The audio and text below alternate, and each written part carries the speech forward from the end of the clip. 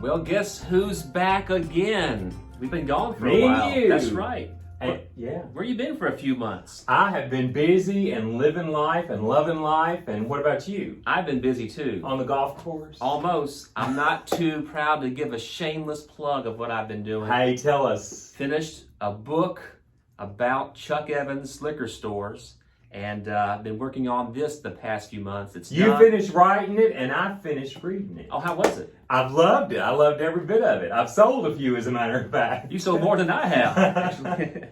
But I've been busy with that. Let's see that real quick. Yeah. Life Behind the Counter Yeah. by our good friend Charlie Evans.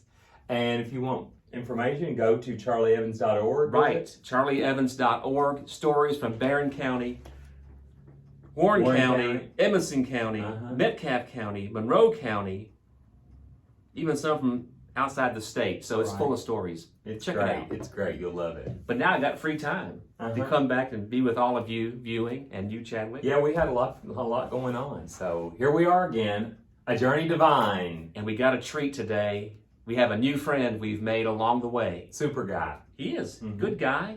He is Michael Stark. And here is part 1 of our visit with him. Enjoy. Enjoy. Well, hello, YouTube friends. We're back Hey, again. everybody. Glad to see everyone back. And here with our newest friend, Michael Stark. Michael, thanks for coming today. Oh, I'm glad we can do this. This is it seems like it's going to be a good time. It's gonna be a Fabulous good time. opportunity. It is. And it's a fabulous location we're at. Oh, absolutely. You can't maybe tell so much from where the camera is. We're at the... But you're going to see some shots in a few minutes around this Exactly, the historic RailPark and Train Museum here in Bowling Green, Kentucky. And we met another friend earlier who didn't want to be on camera, but Janie, Yep. is she the director here? Yeah, Jamie Johnson helped us have access. This is a car on one of the trains, and there's a balcony right behind Chadwick where I guess a politician would give a speech years ago from the back of a train. Well, it's a great place to film, and we appreciate them. And appreciate you, Michael, coming today. Well, it's no problem. It's I enjoy doing this sort of thing. Great. Well, tell us and tell those viewing just something about who you are. You know, who are you? And Introduce you. yeah, introduce yourself. Well, I'm Michael Stark. I'm an atheist. I am one of the assistant state directors of American Atheist for Kentucky. I come from Christianity. As long as my earliest memories are in church. I grew up with that. I would say that I was very devout. I was a very strong believer. I was in church as much as I could, very strongly involved in the youth group. I would go to church Bible camp during the summers. I'd go on mission trips. Very devoted to Christianity. One of the questions we'll get is, what kind of church did you grow up in? I was in a Methodist church. Okay. Methodist. Stevenson's Chapel United Methodist in Russellville, Kentucky. Okay. I hope they don't mind me saying that. Sure. Methodist, lots of Bible camps. That's You're right. That's Summer right. camp. Yeah, we did a lot of stuff. It's kind of a small church, but when I was there, we had a pretty strong, active youth group. So that was a good time for me growing up. I don't regret it at all. I had a lot of good memories, made a lot of good friends. Part of my deconversion from Christianity didn't have anything to do with people mistreating me or bad memories from church. I mean, all my memories from church are good. Wonderful. We can appreciate all our experiences. They teach us something. That's right. We learn from every experience. Right. That's true. When I started digging into the religion and the history of it and the philosophy of it, I just found it wanting. At what age? 23 was about the year where I was really started digging into stuff. I really cracked open the Bible and really dug into it seriously then for the first time in my life. it was probably about 2 or 3 years from that point before I started identifying as an atheist. So it was a long journey, a lot of thought, a lot of conversations, a lot of reading, a lot of listening. And here we are. I'd say a lot of folks probably would have the experience of having this one huge event happen that changes their mind, but you were more of a gradual. Well, that's something that actually kind of interesting, because we find, in my experience, listening to Christian testimonies and things like that, is usually like a big experience. Like I was at a revival, or I felt like something big happened to me. But for a lot of atheists, if you listen to their deconversion stories, it usually is a long process. It's many years usually. Transition takes time. It does. And something I found very interesting, talking to Michael while you were setting the camera up, was that a majority of atheists are from church backgrounds. Yes.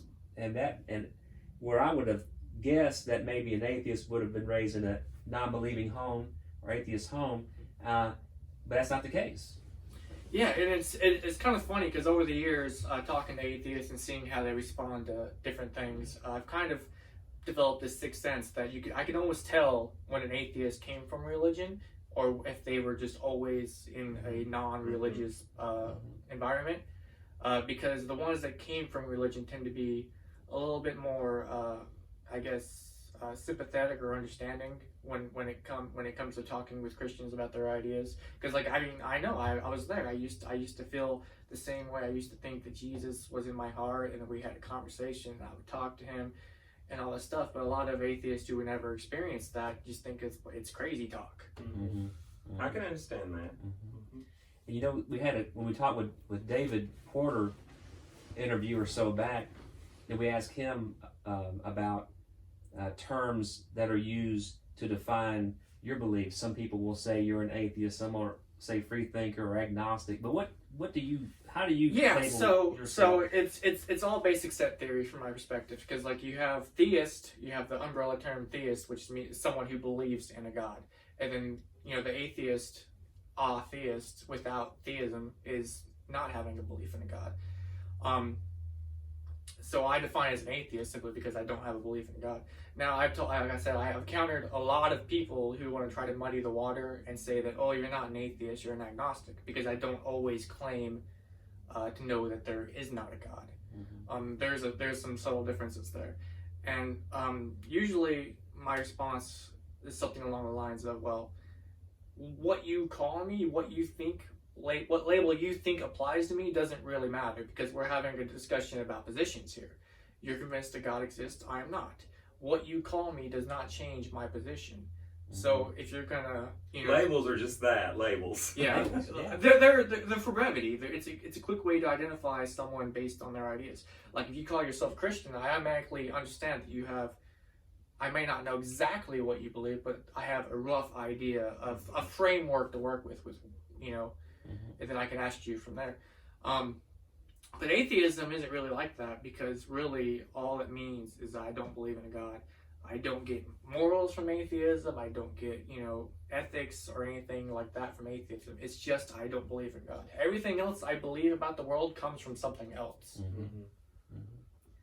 Well, that's good to hear that, your perspective on labels, because sometimes you're right, we do use labels to shut conversation down sometimes, or close people out, and it's unfair. If we could just have a conversation, we could all learn. Learn. It sounds like a very exciting journey. It does. Everyone's journey is very exciting in their own way, Yeah, it's been a heck of a ride. And so from 23 to now, how many years have passed? How old are you?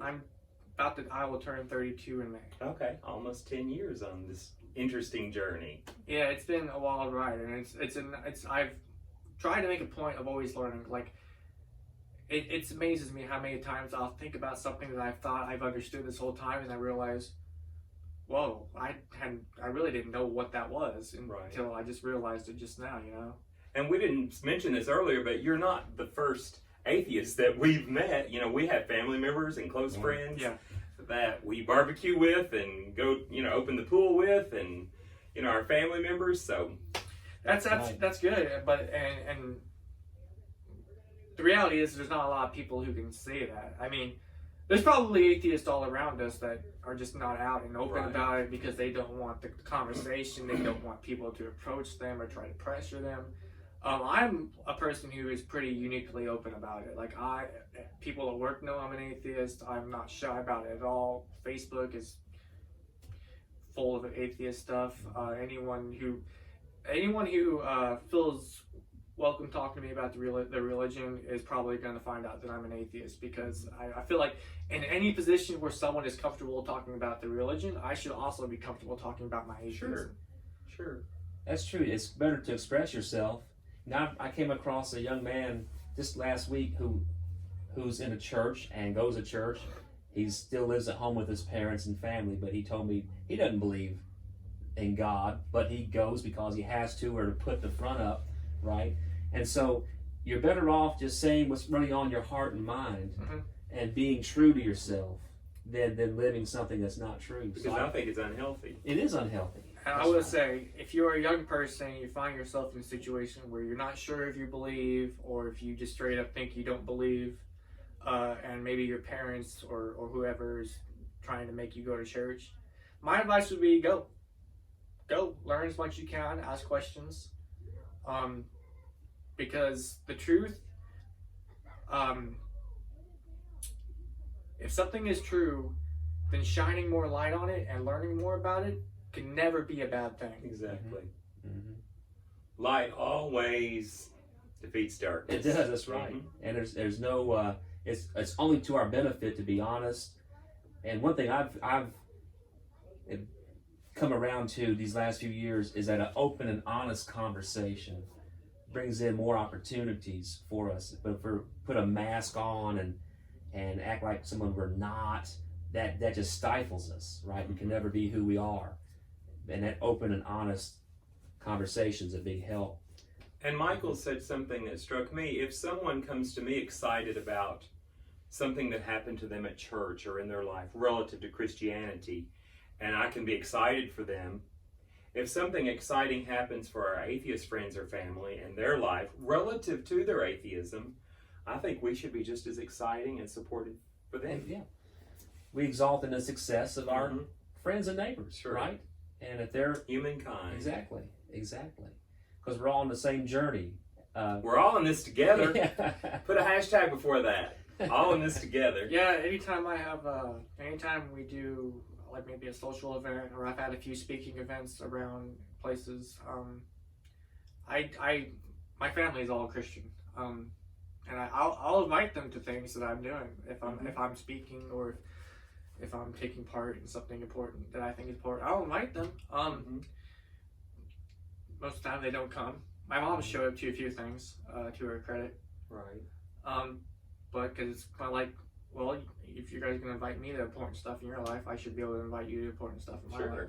Right, exactly. One thing that I've appreciated doing this show with you, Chadwick, is that we've spoken to Muslims, Christians, Buddhists, spiritualists, I guess I would say that word, atheists, free thinkers, and it's all caused us to understand that at our core we're all human beings, right? We all have the same desires, wants in life, to learn, to grow. And there must be something good about it, because every time I leave an interview, I breathe deeper, fresher, I feel good, I leave with a grin on my face. I'm excited when I go home and we get the videos ready or book in them. So, I can't ever say it's been a bad thing. It's been a good thing, right? And it's been good to make new friends today, Mike. Absolutely. I have some choice opinions about Christianity, but that's not why I'm not here to bash your religion. That's not why I'm here. We're here to have a conversation and get along. But in the right setting, where someone says, "Okay, I'm going to bring my best arguments, and you're going to bring your best arguments, and we're going to sit down and we're going to have this debate, and we're going to take the gloves off," I don't mind shredding someone if I have to. Well, give us what is the one, if you had one argument to make to convince a Christian or a person of any faith that let me get my snare drum. Yeah. What's the one argument that's your go-to? If I'm gonna dig in a little bit, I don't usually like to make what I call positive claims in debate, because I feel that a religious person who is claiming that there's a God and Jesus, and we should believe in this for our own good. That person has what's called the burden of proof. It's on their shoulders. Well, we hope you enjoyed part one, the first half of our chit-chat interview with Michael Stark here at the Kentucky Railway Museum. That's right. My good friend Jamie Johnson is the director there. Great place to visit. They have a great, every Halloween, haunted lantern tour out there. So if you get a chance to visit, the venue was wonderful. It's a beautiful edifice, and the train itself and all that. Yeah, it's beautiful. We enjoyed our time there. She was a great gal. She was, and very kind to let us use the car there at the train station. So hope you enjoyed it. We're not finished yet. Part 2 is yet to come. So don't forget to, I've already forgotten, subscribe. Like and notification bell. Right, and comment. And Suggestions and comments. You know, this is an interesting topic, so you may have things you want to tell us or share with us. So we look forward to hearing from you. talk to us. We'll talk to you soon. Part 2's coming up soon. Take care. Bye.